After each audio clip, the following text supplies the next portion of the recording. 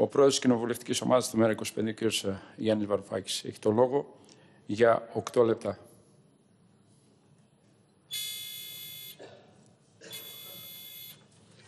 Ευχαριστώ, κύριε Πρόεδρε. Ευχαριστώ, κυρίες και κύριοι συνάδελφοι. Είναι πραγματικά ιστορική σημασίας η σημερινή ημέρα. Άκουσα τον Υπουργό Οικονομικών. Κύριε Σταϊκούρα, έχετε την απόλυτη συμπαράστασή μας σε αυτό που θα συμβεί σήμερα. Σήμερα θα αποφασίσει το Eurogroup αν η Ευρωπαϊκή Ένωση έχει μέλλον ή όχι. Πρόκειται για ασύλληπτη ανευθυνότητα. Η στάση του Υπουργού Οικονομικών της Ολλανδίας και γενικότερα όσων τον σιγοντάρουν. Η ολιγορία, το γεγονός ότι δεν υπήρξε συμφωνία στο προηγούμενο Eurogroup την περασμένη εβδομάδα, πριν από ένα μήνα που θα έπρεπε να υπάρχει κανονικά, για όλα αυτά τα οποία είπατε, αποδεικνύουν ότι η Ευρωπαϊκή Ένωση δεν έχει καταφέρει να ξεπεράσει το βασικό σφάλμα της, το οποίο ξεκίνησε από το 2010. Υπάρχει κάτι που με ανησυχεί ακόμα περισσότερο από την αδυναμία τους να αποφασίσουν. Αυτό που θα αποφασίσουν σήμερα. Γιατί υπάρχει κάτι χειρότερο από τη μην απόφαση και αυτή είναι η καταστροφική απόφαση. Κύριε Σταϊκούρα, η ενεργοποίηση του ESM δεν είναι ένα καλό πρώτο βήμα. Είναι ο νεκροθάφτης του οποιοδήποτε πρώτου βήματος μπορεί να οδηγήσει τη χώρα μας, τις χώρες του Νότου, αλλά και ολόκληρη την Ευρωπαϊκή Ένωση στη λύτρωση. Σε οποιοδήποτε μονοπάτι μπορεί να οδηγήσει κάπου διαφορετικά από ότι η διάλυση της Ευρωπαϊκής Ένωσης. Κύριοι του ΣΥΡΙΖΑ, άκουσα τον αρχηγό σας να μιλάει και εκείνος για πιστοληπτική γραμμή από τον ESM χωρίς προαπαιτούμενα. Πρόκειται για ιστορικό σφάλμα σας αυτό. Ο ESM είναι ακριβώς το αντίθετο του ευρωομόλογου. Τι είναι το ευρωομόλογο, κυρίες και κύριοι συνάδελφοι? Το ευρωομόλογο είναι η αναδιάρθρωση χρέους έτσι ώστε η σημερινή αξία διαχρονικά του συνολικού χρέους να μειωθεί. Είναι αναδιάρθρωση χρέους του ευρωομόλογου. Αυτό σημαίνει να αναχθεί εθνικό χρέος σε ευρωπαϊκό χρέος, έτσι ώστε διαχρονικά να συρρικνωθεί. Αντιμετωπίζουμε μία αύξηση του δημόσιου χρέους κατά μέσον όρο στην Ευρωζώνη της τάξης του 40% ως ποσοστό του ΑΕΠ συνολικά. Σε κάποιες χώρες θα είναι πολύ πιο ψηλό, σε κάποιες χώρες θα είναι πολύ πιο χαμηλό. Σε αυτές που θα είναι πιο ψηλό είναι αυτές που δεν μπορούν να το σηκώσουν. Και θα έχουμε ένα ντόμινο καταρρεύσεων αν συνεχίσουν να μιλάνε για τον ESM ως λύση. Κύριε Σταϊκούρα, δυστυχώς τα μηνύματα που λαμβάνουμε, και νομίζω ότι αυτό αντανακλά και τη δική σας την εμπειρία, πιο πολύ από όλους μας, είναι ότι το παιχνίδι του ευρωομόλογου δυστυχώς πουλήθηκε ήδη. Ακόμα και η Ιταλία, από ό,τι καταλαβαίνω, ο Υπουργός Οικονομικών της Ιταλίας ενέδωσε προχτές. Δεν μιλάει για ευρωομόλογο. Η διαφωνία με την Ολλανδία ήταν το αν θα υπάρχουν προαπαιτούμενα μνημονιακά για την πιστοληπτική γραμμή του ESM. Είναι εκτός θέματος αυτό. Προφανώς και είναι τραγικό να υπάρχουν μνημονιακά προαπαιτούμενα. Αλλά και να μην υπάρχουν. Τι θα γίνει? Έστω ότι παίρνουν τα 400 δις που έχουν μείνει στο κουμπαρά του ESM και λένε πάρτε κόσμε, πάρτε κράτη, πάρτε κύριε Σταϊκούρα, πάρτε κύριε Γκαλτιέρη, ας πάρει και η συνάδελφός σας από την Ισπανία. Τέτοια εποχή του χρόνου θα είμαστε εδώ. Το δικό μας χρέος θα είναι στα 220%, γιατί θα προσθεθεί στο χρέος του ελληνικού δημοσίου όποια πίστοση πάρετε από τον ESM. Θα έχετε, το είπα και στη 10η Μαρτίου σε αυτή εδώ την αίθουσα, στην καλύτερη των περιπτώσεων θα έχουμε μία ύφωση του 10%.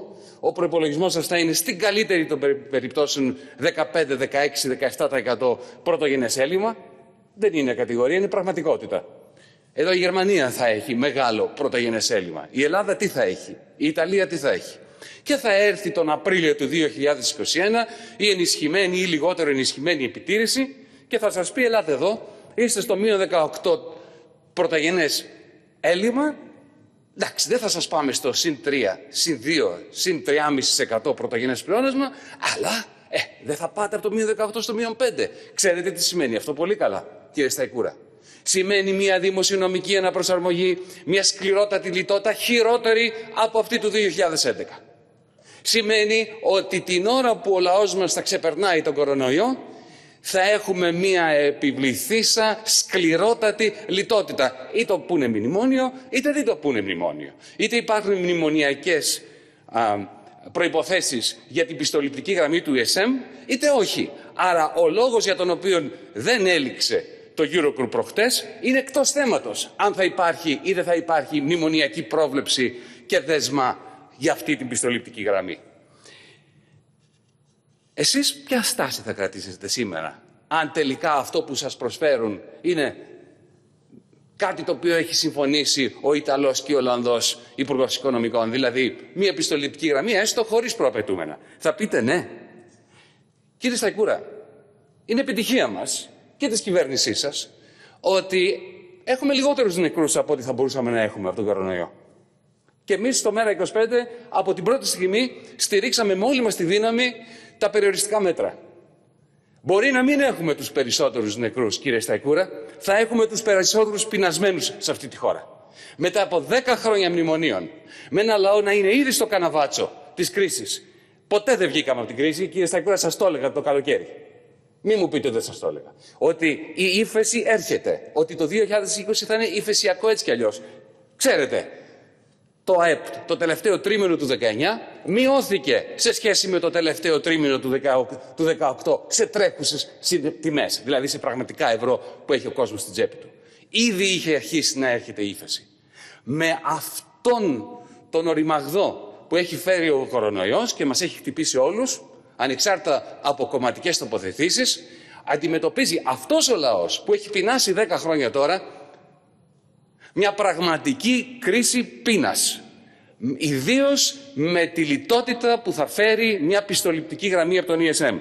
Εσείς θα θέσετε βέτο σήμερα, όταν θα τα βρει, γιατί ο κύριος Κόντε θα υποχωρήσει. Ο κύριος Κόντε, ξέρετε, είναι ένας πρωθυπουργός, ο οποίος δεν έχει που να στρίχτει.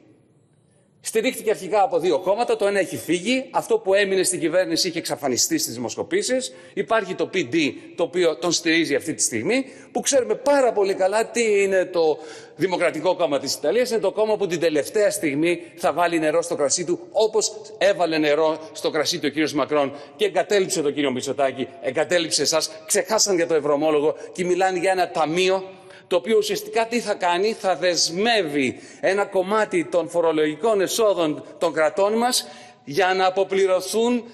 Αυτό δεν είναι ευρωομόλογο, αυτό δεν είναι αναδιάρθρωση χρέους, είναι το τέλος του πρώτου βήματος που θα μπορούσε να οδηγήσει σε οτιδήποτε καλό. Κύριε Σταϊκούρα, εάν εσείς πείτε ναι σε αυτό που θα συμφωνήσουν σήμερα, θα έχετε βάλει τα φόπλακα στις οποιασδήποτε ελπίδες ανάκαμψης αυτής της χώρας. Θα έχετε βάλει μάλιστα και τα φόπλακα στην ίδια την Ευρωπαϊκή Ένωση, ως μια ένωση εν δυνάμει ευημερίας, κοινής ευημερίας. Ξέρετε, το τραγικό ποιο είναι? Σήμερα πραγματικά μπαίνει αυτή τα φόπλακα, αλλά η Ευρωπαϊκή Ένωση είναι πάρα πολύ δυνατή, πάρα πολύ πλούσια για να διαλυθεί γρήγορα. Θα διαλυθεί όμως, εάν σήμερα συνενέσετε στο μη ευρωομόλογο. Εάν συνενέσετε, θα μπούμε σε μια διαδικασία που μπορεί να πάρει 5 χρόνια, 10 χρόνια στην Ευρωπαϊκή Ένωση να διαλυθεί. Θα είναι μια αργή βασανιστική διαδικασία. Στο μεταξύ όμως, αυτά τα χρόνια που θα αποδομείται η Ευρωπαϊκή Ένωση, ο δικός μας ο λαός, λαβωμένος ήδη από τα 10 χρόνια των μνημονίων, θα μπαίνει όλο και πιο βαθιά στη χρεοδουλοπαρικία, θα βλέπει όλο και πιο πολύ τα παιδιά του να φεύγουν στο εξωτερικό. Θα ήταν ασύλληπτη ανευθυνότητα να μην θέσετε βέτο σήμερα σε αυτό το Eurogroup. Εφόσον δεν υπάρχει τουλάχιστον 1 τρισεκατομμύριο ευρώ, να σας κάνω μια πρόταση, εγώ τι θα έλεγα. Δεν μπορεί, είναι αλήθεια, αυτά που λένε, να υπάρξει ένα όχημα ειδικού σκοπού στο Λουξεμβούργο, το οποίο θα δανειστεί εκ μέρους κάποιων κρατών και όχι ίσως όλων της Ευρωζώνης. Αυτά είναι ανοησίες. Μία λύση υπάρχει. Οι Ολλανδοί και οι Γερμανοί έχουν ένα δίκαιο, τις το αναγνωρίζω. Δεν έχουμε Ομοσπονδιακό Υπουργείο Οικονομικών για να εκδώσει ευρωομόλογο. Όμως η Ευρωπαϊκή Κεντρική Τράπεζα, η οποία δεν δικαιούται από το καταστατικό της να αγοράσει τα ομόλογά σας στην πρωτογενή αγορά, άμεσα, Ξέρετε τι δικαιούται να κάνει? Να εκδώσει ομόλογο. ECB bond, όπως κάνει η Κεντρική Τράπεζα της Χιλής. 1 τρισεκατομμυρίου να το εγγυηθεί μόνο η Ευρωπαϊκή Ένωση, να έχει διάρκεια 30 ετών. Ξέρετε τι σημαίνει αυτό? Σημαίνει ότι έτσι η Ευρωπαϊκή Ένωση αγοράζει για τον εαυτό της 3 δεκαετίες, στη διάρκεια των οποίων να αποφασίσουμε πώς θα δημιουργήσουμε το Ομοσπονδιακό Υπουργείο Οικονομικών που θα αναλάβει αυτό το ευρωομόλογο σε 30 χρόνια. Εάν δεν μπορούμε σήμερα, κύριε Σταϊκούρα, ως Ολλανδοί, Έλληνες, Γερμανοί, Ιταλοί, Πορτογάλοι, Μαλτέζοι, Κύπροι, να αποφασίσουμε ότι εντός 30 ετών από σήμερα, όχι εντός 30 ημερών ή μηνών, θα ομοσπονδοποιηθούμε, θα δημιουργηθεί μια δημοκρατική ομοσπονδία που θα αναλάβει να πάψει να είναι το ευρώ ορφανό ενός Ομοσπονδιακού Υπουργείου Οικονομικών. Αν δεν μπορούμε σήμερα να το αποφασίσουμε αυτό, δεν θα το αποφασίσουμε ποτέ και η Ευρωπαϊκή Ένωση θα διαλυθεί. Το βέτο, η υπεύθυνη ανυπακοή είναι αυτό που είναι απαραίτητο για να δώσει ουσία στα λόγια σας. Χαίρομαι που λέτε σήμερα και τις τελευταίες μέρες και εβδομάδες και εσείς και ο κ. Μητσοτάκης πράγματα που κάποιοι από εμάς λέγαμε 15 χρόνια. Γιατί όταν εγώ άρχισα να μιλάω για ευρωομόλογο το 1999, κάποιοι από την παράταξή σας θεωρούσαν ότι αυτά είναι πράσινα άλογα. Χαίρομαι.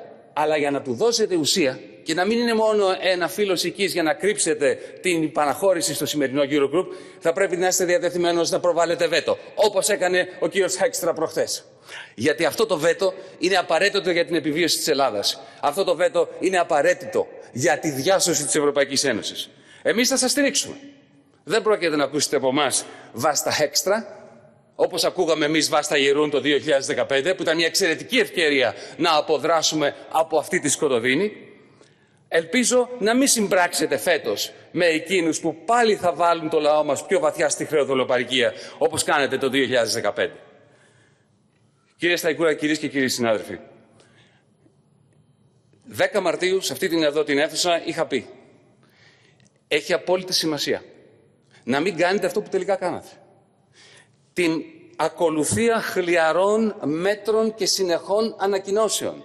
Σας άκουσα να λέτε και εσάς και άλλα στελέχη της κυβέρνησης ότι η σοβαρότητα σημαίνει να κρατάς κάποια πυρομαχικά για να τα ρίξεις στη μάχη της ύφεσης που έρχεται λίγο αργότερα. Διαφωνώ, κύριε Σταϊκούρα, το ξέρετε, ότι στη μακροοικονομική θεωρία και πράξη, όταν σου έρχεται το οστικό κύμα μιας δημοσιονομικής κατάρρευσης, μιας ύφεσης, πρέπει να ρίξεις εκείνη τη στιγμή και την τελευταία ρανίδα των πυρομαχικών σου στη μάχη. Να πέσουν όλα μας τα όπλα εκείνη τη στιγμή, γιατί κάθε στιγμή, σας το είχα πει, 10 Μαρτίου, κάθε ώρα που καθυστερείτε, να δώσετε ένα θετικό δημοσιονομικό σοκ κόντρα σε αυτό το οστικό κύμα, το ποσό το οποίο θα πρέπει να ρίξετε αργότερα σε αυτή τη μάχη θα αυξάνεται εκθετικά. Σας είχαμε πει, αφήστε τις αναβολές φόρων. Δεν βοηθιέται ένας ξενοδόχος σήμερα να του πεις αυτά που μου χρωστάς θα μου τα δώσει σε 5 μήνες, όταν δεν θα έχει πελάτες τους επόμενους 5 μήνες. Είχαμε πει, κουρεύτε αυτούς τους φόρους, δεν θα τους πάρετε έτσι κι αλλιώς. Ουκαν λάβεις παρά του κεκλεισμένου. Θα κλείσει αν δεν του κάνεις το κούρεμα και του κάνεις αναβολή. Μην προστίθονται οι δόσεις των δανείων στις επόμενους μήνες τοκιζόμενες όπως κάνουν οι τράπεζες σήμερα. Γιατί έτσι θα δεκαπλασιαστεί η ροή των κόκκινων δανείων. Σας είπαμε, παγώστε με πράξη νομοθετικού περιεχομένου. Τον Ηρακλή είναι δυνατόν να πάτε να δώσετε 12 δισεκατομμύρια που θα τα πάρετε από τον ESM στα αρπακτικά ταμεία επειδή δεν παγώνετε τον Ηρακλή? Παγώστε τον τώρα. Ο Ηρακλής τελείωσε. Το πρόγραμμα που είχατε για αναδιάρθρωση των τραπεζών μέσα από τον Ηρακλή πέθανε με την κρίση. Αυτή τη στιγμή μόνο μια δημόσια εταιρεία διαχείρισης των κόκκινων δανείων μπορεί να λύσει το πρόβλημα. Είχαμε πει, δώστε χρεωστικές κάρτες, 300 ευρώ κάθε μία, αριθμημένες, στο 1 εκατομμύριο ανθρώπους, στις 300.000 οικογένειες που δεν θα πάρουν ούτε ένα από τα 800 ευρώ της κυβέρνησης, 600, 500 όσα είναι. Ήτανε απαραίτητο αυτή την περίοδο να πετάξετε στα σκουπίδια. Ήταν μια εξαιρετική ευκαιρία να πετάξετε στα σκουπίδια αυτές τις μνημονιακές δεσμεύσεις που είχε αναλάβει ο ΣΥΡΙΖΑ. Για παράδειγμα, της προπληρωμής του φόρου των επιχειρήσεων, τον Ηρακλή και όλα τα άλλα. Σας είχαμε πει, γιατί προσπαθούμε τουλάχιστον να είμαστε απόλυτα υπεύθυνοι. Τι είχαμε πει 10 Μαρτίου? Πάρτε 3,6 δισεκατομμύρια. Δεν μιλήσαμε για 20, 30 δισεκατομμύρια. 3,6 δις. Γνωρίζουμε, το γνωρίζετε, εσείς μας το έχετε πει, ότι τον Ιανουάριο που μας πέρασε και λίγο πριν τα Χριστούγεννα είχατε κάνει 2 εκδόσεις ομολόγων. Είχατε 4 δισεκατομμύρια μαζέψει στο κοινό λογαριασμό του Υπουργείου σας και της Τράπεζας της Ελλάδας. Πάρτε 3,6 από αυτά, που ήταν μόνο το 2% του ΕΠ, και ρίξτε τα μαζί με κουρέματα στον αγώνα για να συμπιεστεί, όπως κάνατε σωστά με την υγειονομική κρίση, να συμπιεστεί η καμπύλη, να συμπιεστεί η καμπύλη της εφησιακής επέλασης. Δεν το κάνατε αυτό. Τι κάνατε? Αυτά τα χαλαρά μέτρα, αργά, βασανιστικά, τα οποία αποδυναμώνουν τη δική σας την ικανότητα να έρθετε αντιμέτωποι με, με αυτό το οστικό κύμα. Πέραν αυτού, υπάρχει και μια άλλη ολιγορία, κύριε Υπουργέ. Και αυτό το μοιράζεστε και με το ΣΥΡΙΖΑ. Μου επιτρέψετε να το χαρακτηρίσω έτσι, η ανευθυνότητα του μνημονιακού δικομματισμού. Θεωρείτε ακόμα ότι με κάποια διαπραγμάτευση κάποιων όρων του 4ου μνημονίου, πείτε το του μεταμνημονίου αν προτιμάτε, ότι η Ελλάδα μπορεί να παραμείνει βιώσιμη εντός αυτού του πλαισίου το οποίο κληρονομήσετε από τον κύριο Τσίπρα. Δεν μπορεί, κύριε Σταϊκούρα. Δεν είναι δυνατόν η Ελλάδα να επιβιώσει χωρίς να χάσουμε άλλο 1 εκατομμύριο νέους και νέες στο εξωτερικό στη μετανάστευση μέσα από αυτή τη διαδικασία. Είναι μια εξαιρετική ευκαιρία αυτή τη στιγμή να σκίσετε εσείς το μνημόνιο και να το, αν θέλετε, να το επωφεληθείτε και πολιτικά ότι το κάνατε. Εάν δεν το κάνετε σήμερα, τι θα σας κάνουν αν καταργήσετε τον Ηρακλή? Εάν προστατεύσετε την πρώτη κατοικία, λέγοντας αυτό που λέμε εμείς στο ΜΕΡΑ, να μεταφερθούν τα κόκκινα δάνεια, τουλάχιστον της πρώτης κατοικίας, στη δημόσια εταιρεία διαχείρισης και οι άνθρωποι που μένουν εκεί να καταβάλουν το 1/3 των εισοδημάτων τους, των καθαρών τους εισοδημάτων, σε αυτή τη δημόσια εταιρεία διαχείρισης. Εάν το κάνετε αυτό, θα σας διώξουν από το ευρώ. Θα σας κλείσουν τις τράπεζες σήμερα. Επιλέγετε να μην το κάνετε. Και δεν ξέρω γιατί επιλέγετε να μην το κάνετε και να συνεχίσετε να έχετε ενεργό τον Ηρακλή για να δώσετε άλλα 12 δισεκατομμύρια, τα οποία δεν τα έχετε βέβαια, θα τα δανειστείτε μνημονιακά για να τα δώσετε ούτε καν στο τραπεζικό κεφάλαιο. Ούτε καν στην ολιγαρχία. Θα τα δώσετε στα αρπακτικά ταμεία από το New Jersey και από το Delaware. Δεν μπορεί να το πιστεύετε αυτό ότι είναι λογική πολιτική. Όσον αφορά εσάς, σύντροφοι, συνάδελφοι, φίλοι του ΣΥΡΙΖΑ, απεγκλωβιστείτε πια από το 4ο μνημόνιο, από την ηγεσία που έφερε το ΣΥΡΙΖΑ εκεί που τον έφερε. Είναι δυνατόν να μιλάτε για το μαξιλάρι? Ποιο μαξιλάρι, κυρίες και κύριοι του ΣΥΡΙΖΑ? Τα 21 δις είναι νέο μνημονιακό δάνειο από τον ESM. Υπάρχει πιθανότητα αυτή η χώρα να αντιμετωπίσει το οστικό κύμα της ύφεσης με νέο μνημονιακό δάνειο από τον ESM, το οποίο βέβαια δεν είναι καν ότι θα έρθει χωρίς προαπαιτούμενα. Ήδη είναι συμφωνημένα αυτά τα προαπαιτούμενα. Εσείς πιστεύετε ότι ο κύριος Ρέγκλινγκ θα σας αφήσει? Αυτό το μαξιλαράκι του ΣΥΡΙΖΑ είναι φτιαγμένο από αγκάθια. Δεν είναι κάτι το μαλακό το οποίο η κυβέρνηση θα βάλει το κεφάλι της και ο λαός για να ξεκουραστεί. Κυρίες και κύριοι, κλείνω και ευχαριστώ για το χρόνο που μου δώσετε, κύριε Πρόεδρε, αλλά νομίζω ότι οι στιγμές είναι ιδιαίτερα σημαντικές. Γυρνώντας στο υγειονομικό τομέα. Κυρίες και κύριοι της κυβέρνησης, το γνωρίζετε και είμαι σίγουρος ότι το σκέφτεστε. Ότι αν δεν περάσουμε από την πρώτη φάση της γενικής καραντίνας σε μια δεύτερη φάση της στοχευμένης καραντίνας των φορέων και του αμπεγκλωβισμού των μη φορέων, θα χάσετε εσείς ως κυβέρνηση τον έλεγχο των πραγμάτων. Έχουμε 1 εκατομμύριο συμπολίτες μας που είναι αυτή τη στιγμή κλεισμένοι σε διαμερίσματα, που δεν θα πάρουν 1 ευρώ από το κράτος, που δεν έχουν κανένα εισόδημα. Αυτοί θα βγούνε κάποια στιγμή μετά το Πάσχα. Είμαι σίγουρος ότι σχεδιάζετε την άρση των μέτρων, όχι την άρση, την μετάλλαξη των μέτρων από τη γενική καραντίνα στην εξειδικευμένη καραντίνα. Αυτό όμως, κύριοι Υπουργοί, κυρίες Υπουργοί, αυτό απαιτεί μαζικά τεστ. Αλλά Γερμανίας, αλλά Σιγκαπούρης, αλλά Χονγκ Κονγκ. Σημαίνει ότι θα πρέπει, πρώτον, δεν είναι κάτι για το οποίο πρέπει να τρεπόμαστε.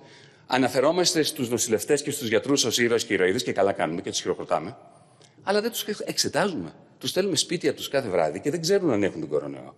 Θα έπρεπε τουλάχιστον το ΕΣΥ 1 φορά τη βδομάδα, κάθε εβδομάδα, κάθε εργαζόμενος στα νοσοκομεία να εξετάζεται. Δεύτερον, θα πρέπει όπως στη Γερμανία να μπορεί ο πολίτης να μπει στο αυτοκίνητό του ή με τα πόδια να πάει σε ένα υπαίθριο χώρο όπου θα του δίνουν ένα τεστ kit.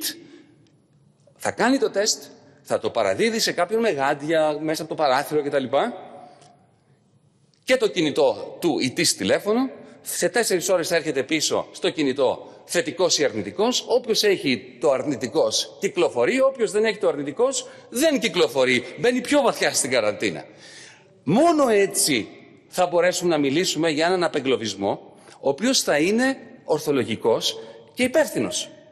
Γιατί είτε θα κάνετε αυτά τα μαζικά τεστ, είτε θα αρχίσετε να αφήνετε τον κόσμο να βγει και τότε ξέρετε ποιος είναι ο κίνδυνος, το γνωρίζετε πολύ καλά. Ξέρω ότι σας προκαλεί εφιάλτες, ότι κάποια στιγμή το Μάη, όταν θα αρχίσει να βγαίνει ο κόσμος πάλι, θα αρχίσει η καμπύλη να ανεβαίνει πάλι. Και τότε τι θα κάνετε? Τότε ο οικονομικός οριμαγδός θα μεγιστοποιηθεί πάλι. Εμείς έχουμε δώσει όλη μας την υποστήριξη στην κυβέρνηση όσο αφορά αυτά τα μέτρα. Ναι, αλλά πείτε μας, πόσα τεστ έχετε παραγγείλει? Ποιος από εσάς, τους υπουργούς, σχεδιάζει τον τρόπο με τον οποίο μαζικά ο πληθυσμός θα τεστάρεται? Κλείνω με ένα σχόλιο για αυτό το θέαμα της Βουλής. Σήμερα έσπασα έναν δικό μας κανόνα του ΜΕΡΑ25, ότι ο πρόεδρος της κοινοβουλευτικής ομάδας του ΜΕΡΑ25 απέχει από τη Βουλή, όχι επειδή δεν θέλουμε να λειτουργεί, αλλά επειδή αυτό δεν είναι λειτουργία της Βουλής. Δεν είναι δυνατόν, κυρίες και κύριοι, ιδίως του Προεδρείου, δεν μιλάω για εσάς συγκεκριμένα, κύριε Προεδρεύοντα, μιλώ συγκεκριμένα για τον Πρόεδρο της Βουλής, ο οποίος απέτυχε. Δεν είναι δυνατόν να μην λειτουργεί η Βουλή και με τους 300 βουλευτές με τηλεδιάσκεψη. Έχετε έναν εξαιρετικό Υπουργό Ψηφιακής Πολιτικής. Είμαι σίγουρος ότι είναι έξαλλος με το Προεδρείο της Βουλής. Θα έπρεπε αυτή η Βουλή να συνεδριάζει κανονικά με τηλεδιάσκεψη. Δεν είναι δυνατόν η πολιτική γραμματεία του ΜΕΡΑ25 να κάνει συνδιασκέψεις με όλα μας τα μέλη μέσα από teleconference με 200 μέλη και να μην μπορεί το Κοινοβούλιο να λειτουργεί κανονικά με τηλεδιάσκεψη. Πρόκειται για τεράστια αποτυχία του συγκεκριμένου Προέδρου της Βουλής. Θα ήθελα να πιστεύω ότι μετά το Πάσχα αυτό θα διορθωθεί. Σας ευχαριστώ και σας εύχομαι τα καλύτερα για σήμερα. Έχετε τη συντροφικότητα και τη συμπαράστασή μας, αλλά θα πρέπει να ασκήσετε βέτο σε αυτά τα οποία καταστρέφουν την Ελλάδα και την Ευρώπη. Σας ευχαριστώ πάρα πολύ. Και εμείς ευχαριστούμε τον κύριο Βαρουφάκη. Θα πρέπει να σας πληροφορήσω